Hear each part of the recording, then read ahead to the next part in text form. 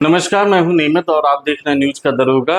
आज हम लोग मौजूद हैं मटियानी में और आपको आज एक शख्स मिलवाएंगे। मैम एक राजनीतिक परिवार से आती हैं। मैम के घर से कई बार मुखिया रहे हैं। इसके साथ साथ जो है मैम जिला की चेयरमैन भी रही हैं और साथ ही मैम लोजपा की राजनीति करती हैं और मटियानी विधानसभा में अपनी दावेदारी पेश कर चुकी हैं। मैम थोड़ा सा आपका परिचय। सबसे पहले आपके चैनल के माध्यम से दुर्गा पूजा की ढेर सारी शुभकामना। आपको भी धन्यवाद। मटिहानी सहित पूरे बिहार भारत की जनता को दुर्गा की ढेर सारी शुभकामना। मैं दुन्ही गांव गरपुरा प्रखंड में पड़ता है।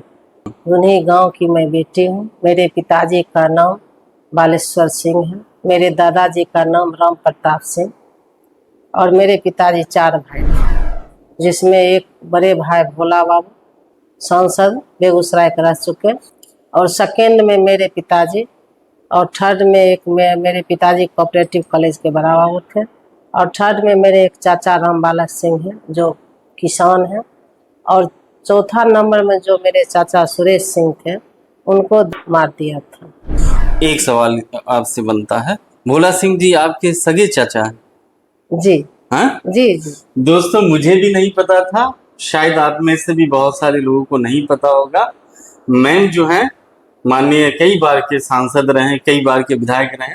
भोला सिंह जी उनकी भतीजी हैं। शादी कब किए थे, यहाँ कब जी आए? मेरी शादी 1989 में 17 मई को मटिहानी में। अच्छा। हमारे हस्बैंड के नाम आदरणीय श्री बालमुकुंद सिंह है। बालमुकुंद सिंह जी। ये भी 5 भाई हैं। अरविंद सिंह जी थोड़ा हम लोग जानते हैं, हाँ, चूंकि मुखिया हाँ, रहे हैं। ये भी 5 भाई हैं। अच्छा और बड़े वाले भैया का नाम जो आप बता रहे हैं जो राजनीतिक करते थे जी। उसके बाद सेकेंड में हम हैं।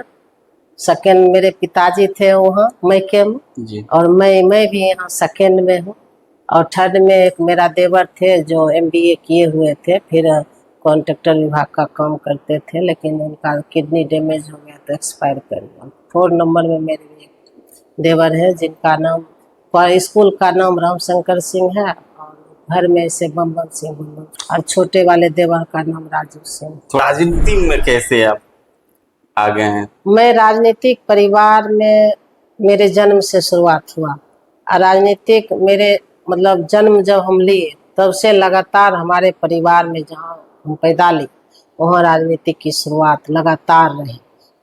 हमारे भैया मतलब एक से ही मुखिया चुनाव लड़े मटिहानी पंचायत से। उसके बाद उनका राजनीतिक की शुरुआत हुआ। MLC चुनाव भी लड़े थे। खगड़िया और बेगूसराय का जो दोनों का ज्वाइंट जो MLC होता है त्रिस्तरीय वाला वो भी लड़े थे और उसके बाद 5 से वो विधानसभा का चुनाव लड़े और बीजेपी में सक्रिय कार्यकर्ता थे। बछवाड़ा से आप लोग का बहुत ताल्लुकात है, ये क्या है उसके तह में भी हम लोग जाएंगे। बछवाड़ा में चुनाव लड़े आप लोग, वहां पे यादव वर्सेस यादव होता है। कई एक्सपेरिमेंट हुए, बहुत सारे भूमियार गए, 5,000 के आसपास ही रह जाते हैं, लेकिन आपके परिवार से वहां पे इलेक्शन लड़े हैं तो लगभग 20,000 प्लस वोट लाए। पहले बार भैया निर्दलीय चुनाव 2 बार लड़े थे जी एक बार उनको 17,000 कुछ वोट आया था, सेकेंड रनअप रहे जी। फिर 10 में भी उनका मतलब टिकट होने वाला था, कारण जो हो नहीं मिल पाया तो निर्दलीय चुनाव लड़ गए। उसमें भी सेकेंड रनअप रहे, उनको 23,000 कुछ वोट आया। उसके बाद भैया 15 में ये लोक जनशक्ति पार्टी आदरणीय रामविलास जी में जुड़े। उनकी भावना उनके विचार को बहुत ही पसंद करते थे। उस समय हम चेयरमैन थे तब और हमारे स्वर्गीय रामविलास पासवान जी आए, भव्य उनका स्वागत भी हुआ यहाँ स्टेडियम में और उसके बाद फिर 15 में वो टिकट भी दी तो बछवाड़ा से टिकट हो गया, लोजपा हो गया बछवाड़ा। तो ये बोले क्या जो नहीं वहाँ से भैया सब दिन किए हैं तो वही चुनाव लड़े तो 37,000 कुछ वोट जो सातों विधानसभा चला गया था महागठबंधन में जी और 37,000 वोट भैया का। दोस्तों मैं आपको बताता चलूं, यहाँ की चेयरमैन की अगर राजनीतिक देखेंगे तो लगातार यहाँ पे रतन सिंह जी काबिज रहे जब तक वो जीवित रहे। बीच में एक शख्स थी जो रतन सिंह को हटा के जो है खुद बनी। कैसे बन गई थी चेयरमैन में?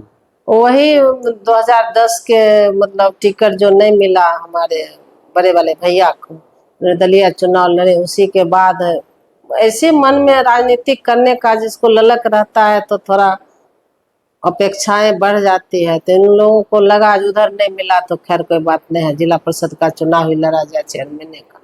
तो बेगूसराय सब लोग इनको सपोर्ट किए और हमको ये जिला परिषद जिता के जिला परिषद का चेयरमैन किया। यहाँ पे देखेंगे एनडीए से दो लोगों की दावेदारी मजबूत मानी जाती है। एक तो राजकुमार जी हैं, एक आपकी है, और दूसरी तरफ देखेंगे तो लोजपा पूरे बिहार के अंदर में सिर्फ एक सीट जीती है, वो मटियानी जीती है। जी तो कल को अलायंस रहती है एनडीए का, लोजपा साथ में अगर लड़ती है रामविलास, तो क्या उनकी प्रायोरिटी रहेगी मटियानी विधानसभा?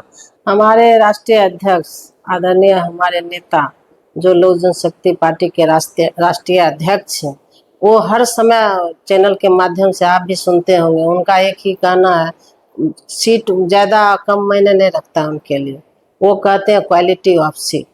तो क्वालिटी ऑफ सीट में तो सबसे फर्स्ट प्रायोरिटी तो इसी सीट का आता है, क्योंकि जीता हुआ सीट है और इससे बेहतर क्वालिटी और क्या हो सकता है, जो अकेले चुनाव लड़ने के बाद मटिहानी विधानसभा की जनता उनको जीत के दी है। दूसरा सवाल एक, हमने कल ही मीडिया से के लोगों से मैंने बात किया तो लोग बता रहे थे कि बेगूसराय में 3 दावेदार हैं लोजपा से। एक इंदिरा देवी जी हैं मटियानी से, सुरेंद्र विवेक जी हैं आपका साहेबपुर कमाल से, और एक दावेदार जो है आपके बखरी से भी है। जी तो उनका कहना हुआ कि कम से कम एक सीट तो लोजपा यहाँ पे लड़ेगी।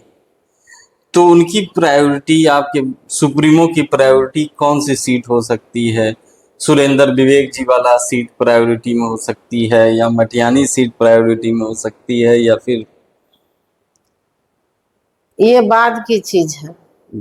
सब लोग अपने अपने हिसाब से राजनीति करते हैं।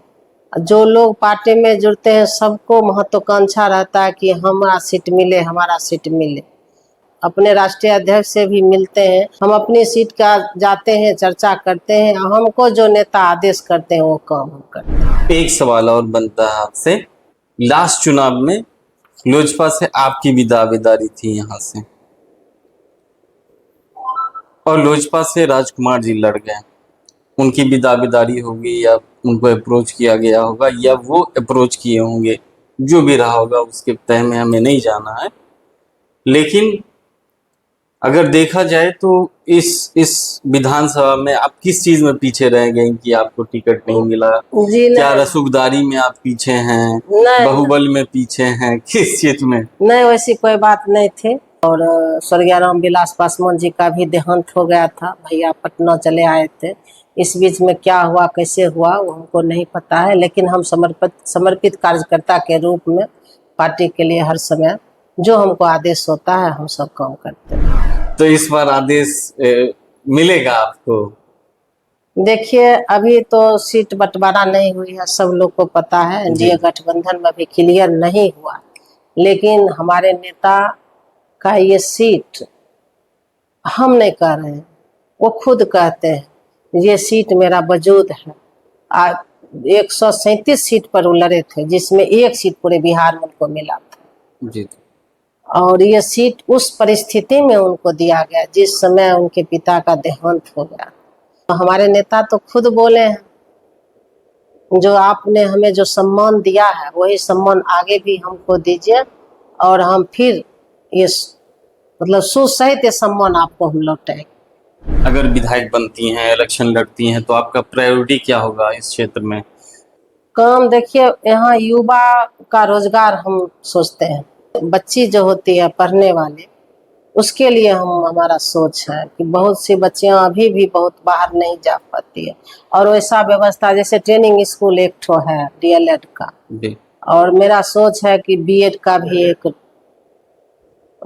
लड़की के लिए ट्रेनिंग स्कूल हो, पैरामेडिकल हो, नर्सिंग हो, एनएम का, इस टाइप का यहाँ एजुकेशन अगर हब बनता है तो यहाँ की बच्चियां अच्छे ढंग से अपना तो मैम का मेन प्रायोरिटी जो है एजुकेशन महिला को लेके है। आप इतने बड़े स्तर पे आप राजनीति कर रही हैं लोजपा की, परिवार संभालना और राजनीति करना कितना समस्या होता है? इसमें कोई समस्या नहीं है, आदमी चाह लेता है तो बहुत कुछ कर लेता है। और अब वो महिला पहले वाला महिला नहीं रही है, अब महिला बहुत आगे बढ़ चुकी है। तो देख रहे हैं कि जमाना पहले इस देश की प्रधानमंत्री इंदिरा गांधी हुआ करते थे, अब लोग अंतरिक्ष पर सुनीता विलियम्स को जान रहे हैं, जी जी ये कल्पना चावला भी गई थी, बिल्कुल। खैर जिंदा नहीं रह पाई। अभी हमारे देश की वित्त मंत्री सीतारमन जी हैं। तो महिला जो महिला को इतना मिल रहा है सम्मान, तो महिला भी आगे बढ़ चढ़ कर घर भी, परिवार भी, समाज भी, हर चीज को काम कर सकती है। तो एक सवाल और है आपसे, महिलाओं को कोई संदेश देना चाहते हैं इस चुनाव के प्रति?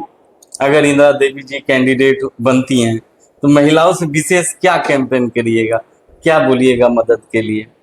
मैं अपनी महिला मतदाता से ही कहना चाहूंगी कि आधी आबादी महिला का है और महिला किसी चीज में पीछे नहीं है, लेकिन एक महिला को भी नेतृत्व करने का मौका दिया जाए, जो महिला की आवाज महिला बनकर विधानसभा में उठाएगी। कुछ रह गया होगा मेरे प्लेटफॉर्म पे जो मैं सवाल नहीं आपसे पूछ पाया हूँ, कुछ जनता के लिए, आवाम के लिए इस प्लेटफॉर्म के जरिए अगर कुछ कहना चाहती हैं? मैं यही कहना चाहती हूँ कि हमारे राष्ट्रीय अध्यक्ष कैबिनेट के मंत्री हैं, हमें मौका अगर हमको हमारे राष्ट्रीय अध्यक्ष के द्वारा दिया जाता है और जनता के द्वारा दिया जाएगा, तो हम चाहेंगे कि हम मटिहानी विधानसभा में एक उद्योग फूड प्रोसेसिंग का लगावें, जो हमारे युवा बाल बच्चा है उसमें उनको रोजगार मिले। Thank you so much ma'am, आपने वक्त दिया।